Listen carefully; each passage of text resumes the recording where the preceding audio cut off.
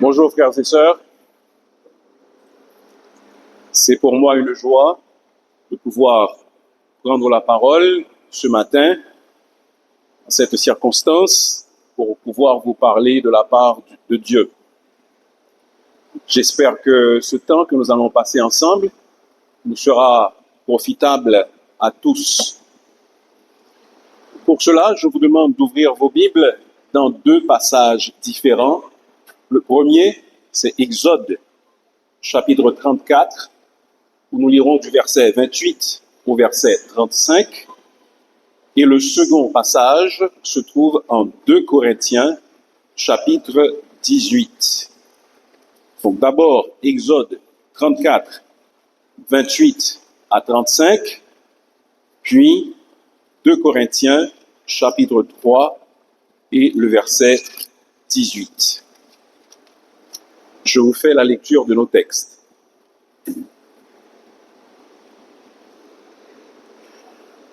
Moïse fut là avec l'Éternel 40 jours et 40 nuits. Il ne mangea point de pain et il ne but point d'eau. Et l'Éternel écrivit sur les tables les paroles de l'Alliance, les 10 paroles. Moïse descendit de la montagne de Sinaï, ayant les 2 tables du témoignage dans sa main, en descendant de la montagne. Et il ne savait pas que la peau de son visage rayonnait, parce qu'il avait parlé avec l'Éternel. Aaron et tous les enfants d'Israël regardèrent Moïse, et voici la peau de son visage rayonnait, et ils craignaient de s'approcher de lui. Moïse les appela,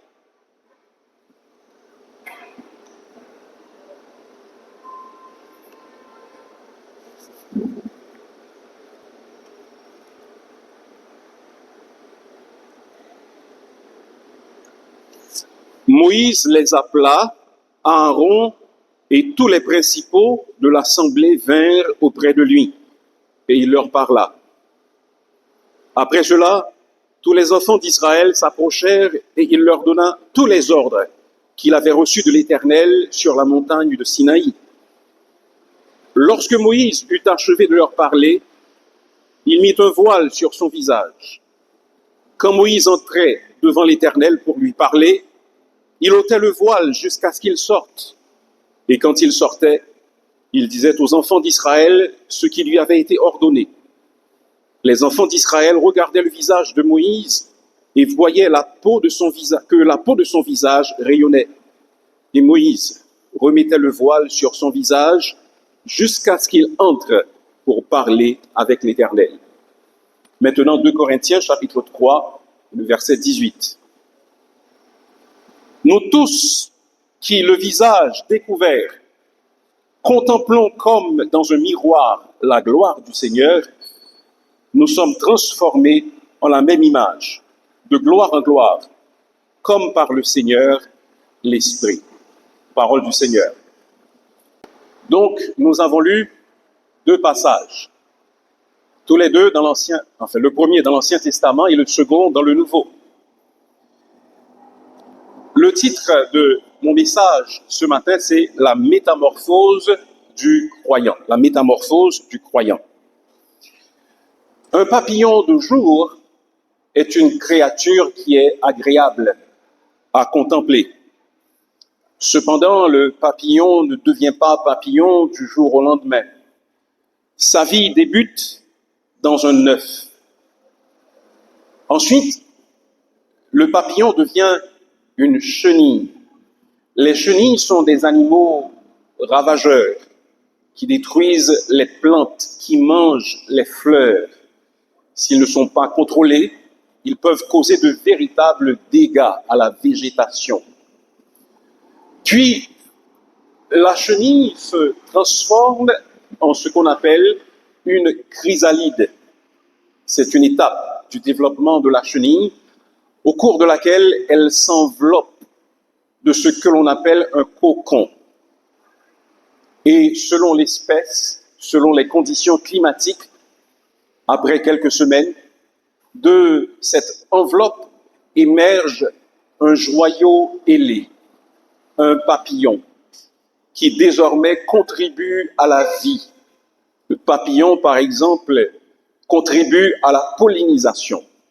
Cela veut dire qu'en se posant sur les fleurs, le pollen s'attache sur ses ailes et qu'il transporte le pollen à d'autres fleurs et qu'ainsi le papillon participe au processus de la vie alors que chenille, elle avait détruit la végétation. De même que pour la chenille, la vie du chrétien doit être caractérisée par une suite de métamorphoses. En fait, ce passage que nous avons lu plus particulièrement en 2 Corinthiens chapitre 3 et le verset 18 nous enseigne que la vie normale du croyant est une perpétuelle suite de métamorphoses. Notre vie normale en tant que chrétien devrait être caractérisée par une suite de transformations dans la bonne direction, dans le bon sens. Ce matin, j'aimerais vous demander, est-ce que vous avez remarqué des transformations positives dans votre vie? Je parle de transformation spirituelle. Je ne parle pas avant tout de transformation physique. Je ne vous demande pas si vous avez plus de muscles aujourd'hui qu'il y a 3 mois de cela. Mais je vous demande si vous avez plus de muscles spirituels aujourd'hui qu'il y a 2 ans ou 3 ans. Est-ce que nous sommes en train d'être transformés à l'image du Seigneur Jésus-Christ? De toute manière, si nous ne voyons pas ces transformations s'effectuer dans notre vie, il y a toutes les raisons pour nous de nous inquiéter. Et voyons ce que ce passage nous dit à ce propos. À propos des transformations, des métamorphoses perpétuelles qui doivent être courantes dans notre vie. 2 Corinthiens chapitre 3 verset 18 nous révèle d'abord le moyen de cette transformation. Par quel moyen est-ce que cette transformation s'effectue? La transformation à laquelle nous sommes appelés en tant que croyants s'effectue par la contemplation de la gloire du Seigneur Jésus-Christ. Le texte nous dit, nous tous qui, le visage découvert ou dont le visage découvert reflète ou contemplons comme dans un miroir la gloire de Dieu. Nous avons le visage découvert et nous contemplons la gloire de Dieu. C'est ainsi que nous sommes transformés.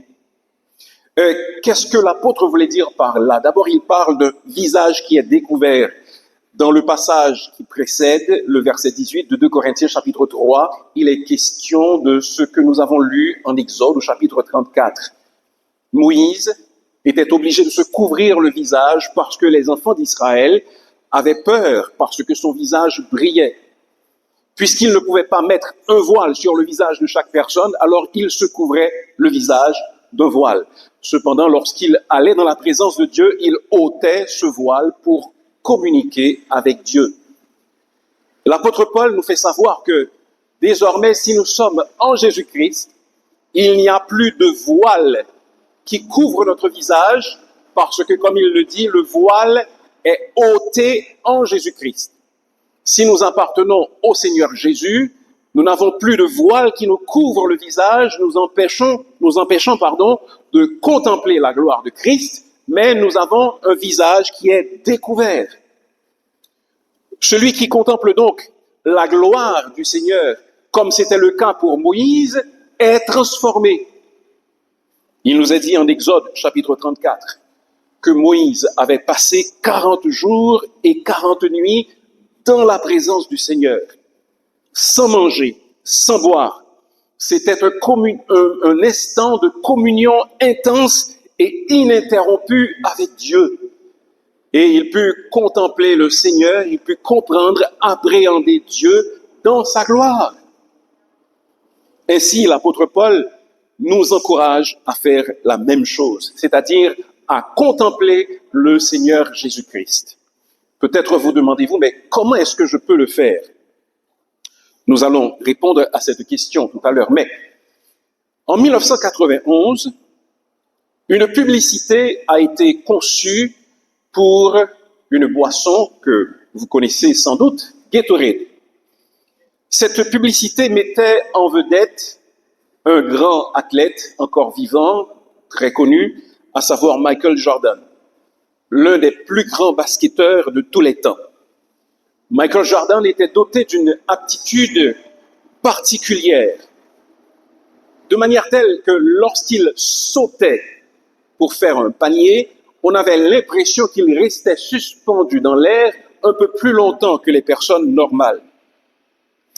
Dans cette publicité pour Gatorade, on voit Michael Jordan en train de scorer dans des matchs de la NBA. On le voit en train de jouer avec des enfants sur un terrain de basketball. On voit aussi des enfants essayer de faire des mouvements qui rappellent ceux de Michael Jordan sur le terrain.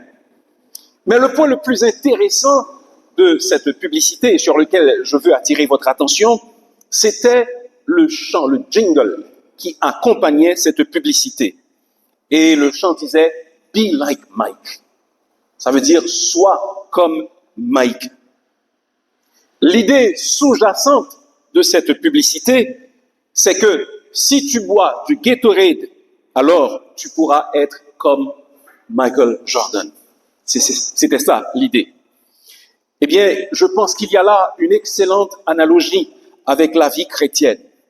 Nous, en tant que croyants, nous ne devons pas aspirer à be like Mike. Nous devons aspirer à be like Christ. Et ce n'est pas en buvant des barils de Gatorade que j'arriverai à ressembler au Seigneur Jésus-Christ. Même si vous buvez des barils de Gatorade, vous n'arriverez jamais à ressembler à Michael Jordan parce qu'il est unique. Cependant, si vous prenez le temps de contempler le Seigneur dans sa parole, alors vous serez like Christ. You will be like Christ. C'est ce que la parole de Dieu nous dit et nous atteste.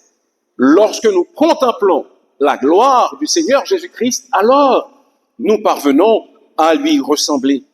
Oh certes, nous ne pouvons pas voir la gloire de Dieu se manifester tel que c'était le cas quand le peuple d'Israël sortait du désert. Dans une certaine mesure, certes, le psalmiste dit que les cieux racontent la gloire de Dieu. Nous pouvons avoir une vague idée de la gloire de Dieu lorsque nous contemplons les cieux, les étoiles, les galaxies, etc. Cependant, nous pouvons voir la gloire de Christ. Où allons-nous voir cette gloire? Nous allons voir cette gloire dans la parole de Dieu. Nous allons voir cette gloire quand nous contemplons le Seigneur Jésus dans la parole de Dieu.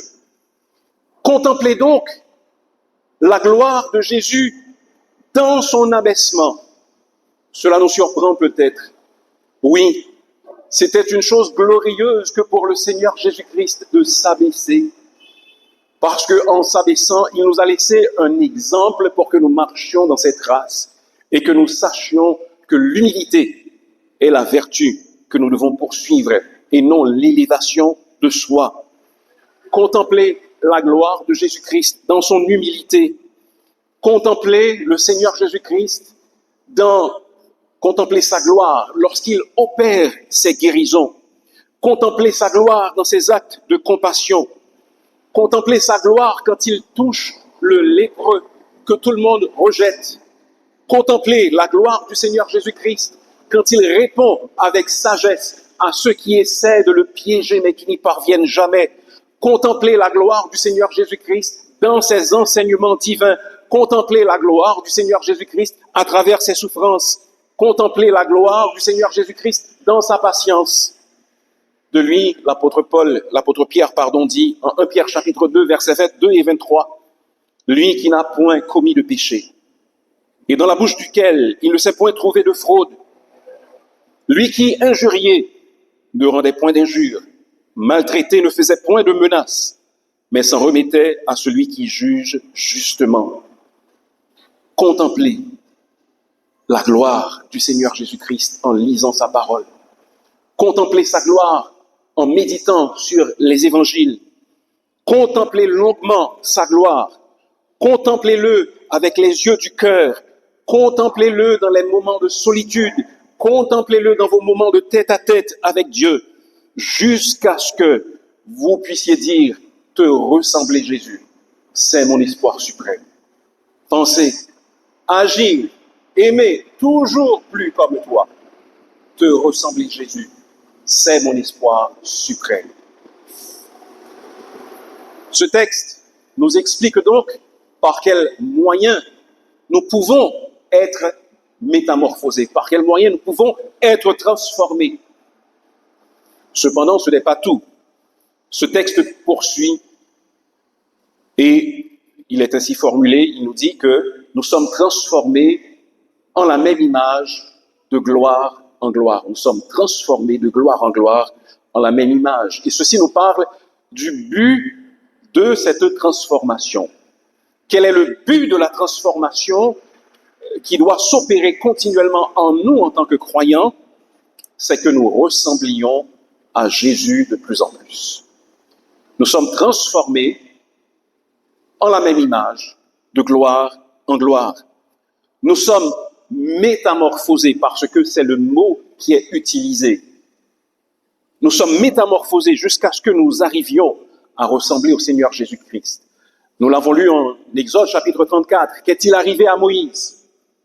Lorsque Moïse a passé du temps dans la présence du Seigneur, dans la présence de Dieu, alors, sans même qu'il le sache, son visage était rayonnant. Il reflétait la gloire de Dieu.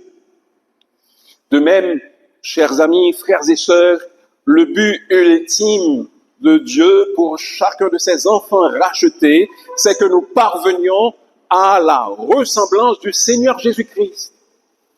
La parole du Seigneur regorge de références qui nous appellent à ressembler davantage au Seigneur, parce que c'est le but ultime de Dieu pour chacun de nous ici présents qui appelons Jésus-Christ notre Seigneur. Romains chapitre 8, verset 29.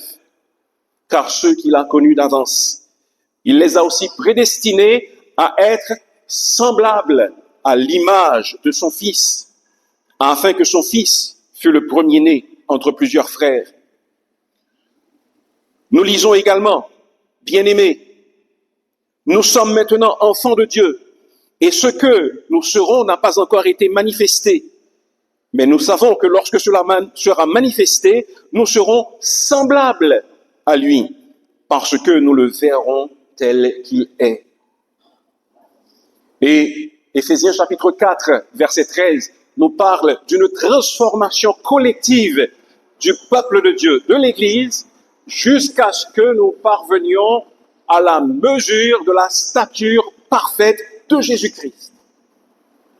Si donc nous devons avoir une devise pour la vie, ce n'est pas que nous devenions plus riches, ce n'est pas que nous devenions plus influents, ce n'est pas que nous soyons des hommes de Dieu puissants. Dieu pourra décider de cela. Mais le premier appel de chaque chrétien dans la vie, c'est qu'il devienne semblable au Seigneur Jésus-Christ. C'est la chose la plus importante. C'est l'appel le plus noble que le Seigneur nous ait adressé. La vie du croyant est donc constituée d'une suite de transformations graduelles. C'est pour cela qu'il est question d'une transformation de gloire en gloire. Quand on parle ici de gloire, il ne s'agit pas nécessairement de la gloire qui se manifeste de manière spectaculaire, mais il s'agit des attributs communicables du Seigneur Jésus-Christ, parce que nous sommes transformés à son image de gloire en gloire. Ça veut dire que nous accomplissons des progrès graduels, et à chaque fois que nous accomplissons des progrès graduels, alors nous sommes transformés de gloire en gloire, de gloire en gloire. La vie du croyant, c'est comme l'ascension d'un mont Everest spirituel. On appelle le mont Everest le toit du ciel. Il est à 8848 mètres. Il atteint 8848 mètres d'altitude, soit 3 fois la hauteur du pic le plus élevé dans notre pays, qui est le pic La Selle. Vous savez, il y a donc toujours des progrès à accomplir dans notre vie en tant que croyants. Lorsque nous accomplissons un petit progrès sur le plan spirituel, c'est une transformation. C'est une ressemblance plus grande à notre Seigneur Jésus-Christ. Il y aura toujours dans notre vie de nouveaux aspects de la grâce du Seigneur Jésus-Christ à découvrir. Il y aura toujours plus de nouvelles promesses du Seigneur Jésus-Christ à réclamer. Il y aura toujours une plus grande foi à acquérir. Donc nous ne pourrons jamais nous arrêter et dire que nous n'avons plus besoin de ressembler au Seigneur Jésus-Christ, car ce n'est que lorsque nous le verrons dans sa gloire que nous serons semblables à lui. Entre-temps, nous avons pour responsabilité de chercher à ressembler à Jésus-Christ parce que c'est le but de Dieu pour notre transformation. Une Suédoise est connue pour son ambition de ressembler à une poupée qu'on appelle Barbie. Si vous avez des enfants, sans doute vous connaissez les poupées Barbie. Cette femme a entrepris une transformation physique radicale. Elle a subi plus de 200 interventions de chirurgie esthétique parce qu'elle veut ressembler à Barbie. Parmi ses interventions les plus remarquables, elle s'est fait enlever 3 côtes de chaque côté pour obtenir une taille extrêmement fine. Elle a fait changer la couleur de ses yeux, ce qui est une procédure rare, mais risquée, mais elle l'a fait quand même.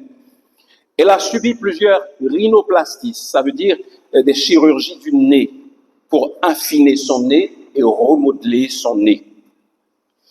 Voyez quel prix une femme est prête à payer pour ressembler à une poupée. Et nous rechignons à faire des sacrifices pour ressembler au Seigneur Jésus-Christ. Lui qui nous a donné la vie, lui qui est mort pour nous, afin que nous soyons rachetés, que nous ayons la vie éternelle. Non, mes amis, ne négligeons aucun effort pour ressembler au Seigneur Jésus-Christ. Passons le temps qu'il faut à réfléchir sur sa gloire.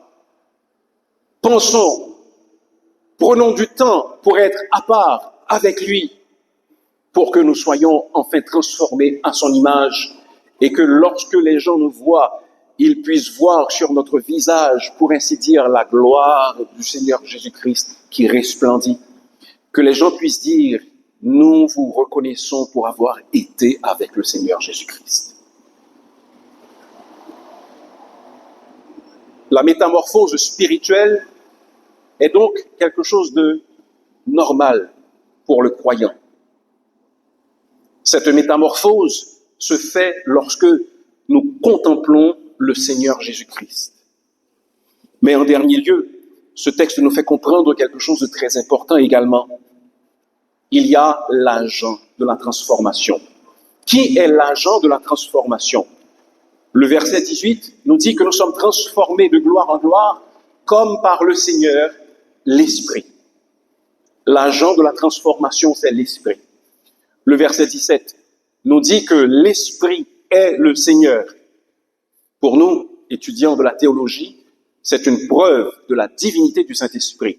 Parce que 2 Corinthiens chapitre 3, verset 17 nous fait savoir que le Saint-Esprit et le Seigneur sont les mêmes personnes. Et ici, l'apôtre ajoute que cette transformation à l'image du Seigneur Jésus-Christ, qui devrait caractériser notre vie, elle doit s'opérer pas par n'importe quel agent, pas par n'importe quel facteur, mais par le Saint-Esprit lui-même. Oui, l'Esprit est le chef d'orchestre de la transformation qui doit s'opérer en nous. Malheureusement, frères et sœurs, j'ose dire que le Saint-Esprit est pour nous comme un grand inconnu pour la plupart d'entre nous. Cependant, l'Esprit est divin, comme nous venons de le dire, et c'est lui qui peut opérer cette transformation à laquelle nous devons tous aspirer. Nous devons confier les rênes de nos vies au Saint-Esprit pour qu'il nous conduise et qu'il effectue les transformations qui doivent être effectuées dans nos vies.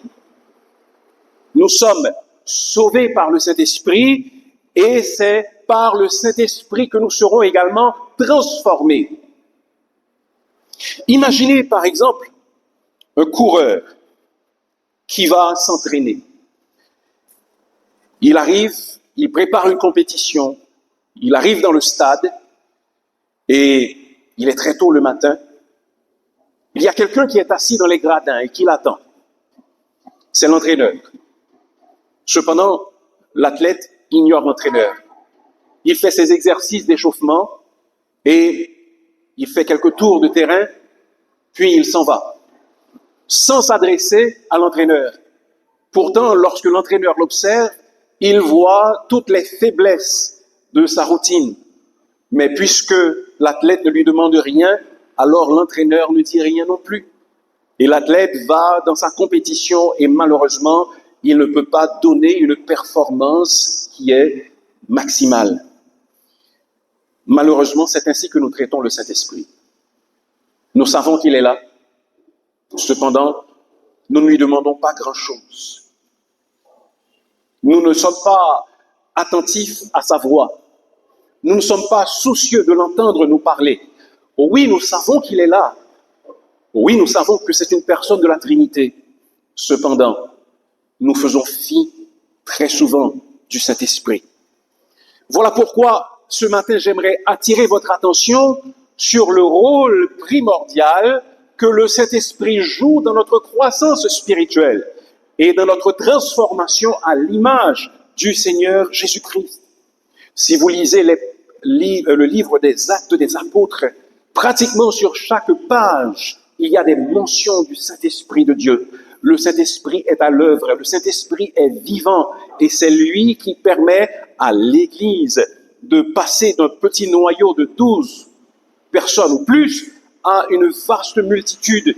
De même, le Saint-Esprit, c'est l'agent qui va nous permettre de passer à un chrétien peu développé sur le plan spirituel à un chrétien pleinement épanoui sur le plan spirituel également.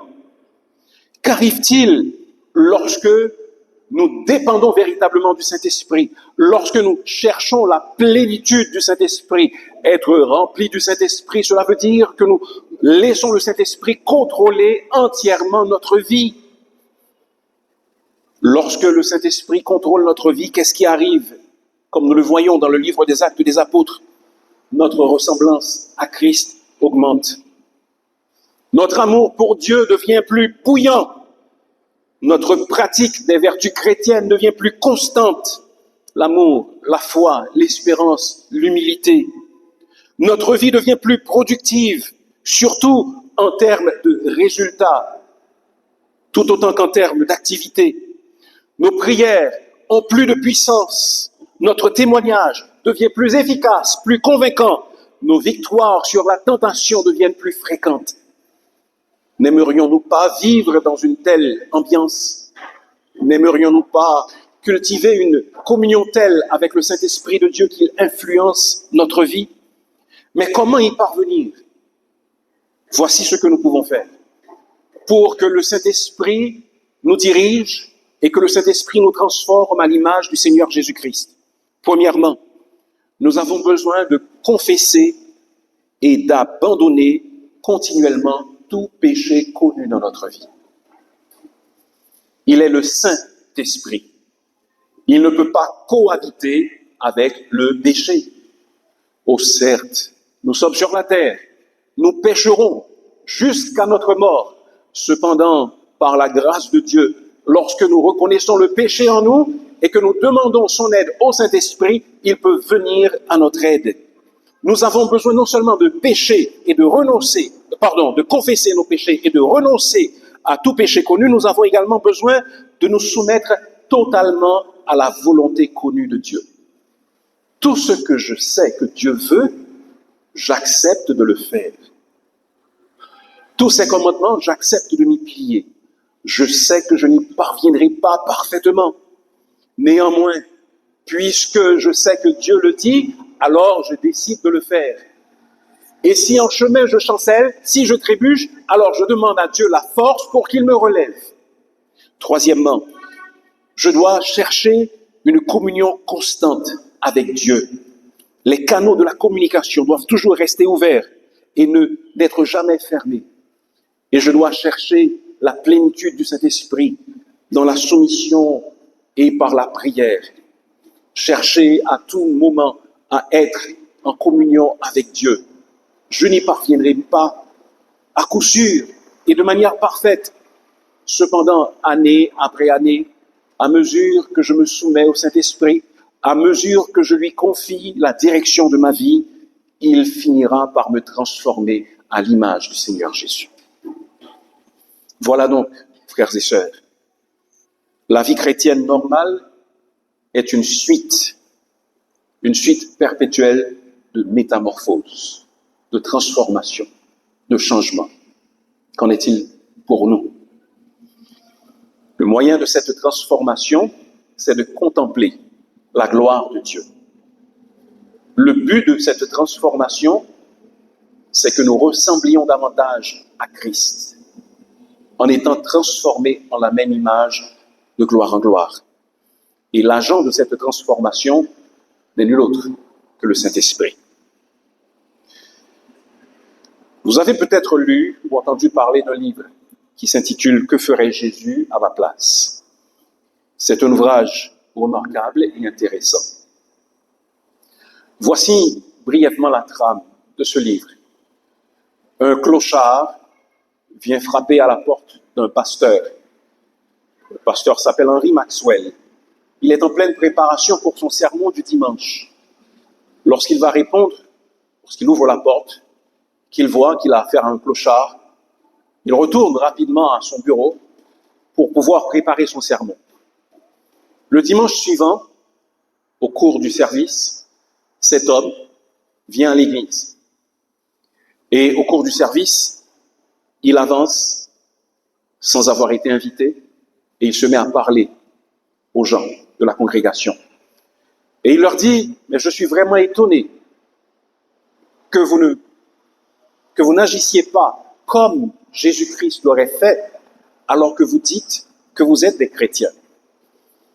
Après avoir prononcé ces paroles, cet homme se déplace et pendant qu'il se dirige à l'arrière de l'église, il tombe. Quelques jours plus tard, il meurt. C'est un roman, ce n'est pas une histoire vraie, mais c'est un roman qui a connu beaucoup de succès et qui est très réaliste également. Tiraillé par ce qui s'est produit, le pasteur, le dimanche suivant, adresse un message à la congrégation. Dans ce message, il leur dit, « Je vous propose un défi. Je vous demande, au cours de la prochaine année, de ne prendre aucune décision sans vous poser cette question. Que ferait Jésus à ma place ?» Plusieurs personnes s'engagent à se poser cette question véritablement.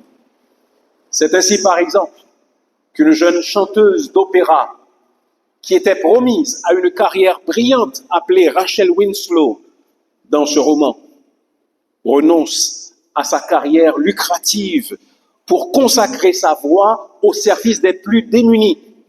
Elle va dans les bas-fonds et chante à la gloire de Dieu et voit des gens venir à la conversion.